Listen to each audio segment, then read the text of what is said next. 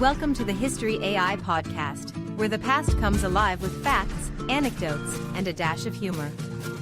Here are your hosts, Chuck and Marco. Hey everyone. Welcome back to the History AI podcast. I'm Chuck. And I'm Marco. How's everyone doing today? Hopefully good, because today we're taking a time machine back to the age of discovery. Marco, ever thought about finding the fountain of youth? Every morning when I see a new wrinkle, Chuck. Why? Well, that's what our main man today, Ponce de León, was rumored to be after. Ah, Florida's favorite Spaniard. I've heard of him. Let's dive in. Born in 1474 in Santurce, Spain, Ponce de León hailed from a noble family.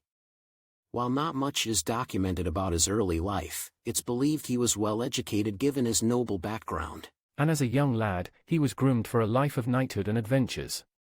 His parents must have known, he's gonna be a wanderer. Either that or he just refused to do household chores and they figured, let's send him out exploring. But his talents weren't just in exploration. He was a skilled soldier and strategist. In fact, he fought against the Moors during the Reconquista as a young man. By 1493, Ponce de León hitched a ride with none other than Christopher Columbus on his second voyage to the Americas. That's one impressive Uber, Marco. Right? And this was his stepping stone.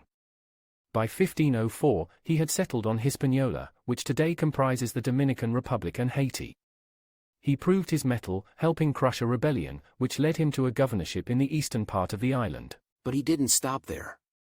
Ponce de León heard of gold in nearby Puerto Rico, and by 1508, he initiated its colonization, eventually becoming its first governor. Man, talk about a promotion. But, like office politics everywhere, he had rivals. He eventually lost his governorship, which led him to his next big adventure, Florida. In 1513, Ponce de León set sail north from Puerto Rico. Now here's where the legends start. Some say he was searching for the fabled fountain of youth, but historians believe it was more about seeking new lands and riches. Either way, he was the first European to set foot in Florida. He landed near present-day St. Augustine, naming the region La Florida, in honor of Spain's Pascua Florida, or Feast of Flowers. It's so poetic. Better than if he'd landed in winter and called it La Frigida. Cold Florida? Now that's a myth. Anyway, his exploration of North America was crucial.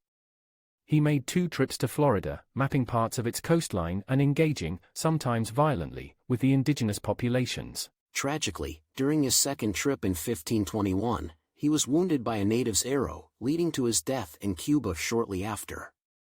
He might not have found the fountain of youth, but he left an indelible mark. And that impact lasts till today. Florida's a major U.S. state, with St. Augustine as the oldest European established settlement in the continental U.S. Beyond this, Ponce de León's journeys helped Spain cement its claims in the New World, paving the way for future explorers and settlers. And even today, thousands of tourists visit Florida looking for the fountain of youth. Little do they know, it's actually just a nice spa day and good skincare routine. Right, you are, Marco. Alright folks, we're taking a short break. Stay with us. Introducing the game changer in energy boosts, Strike Force Energy. Elevate your drinks without the sugar, without the calories.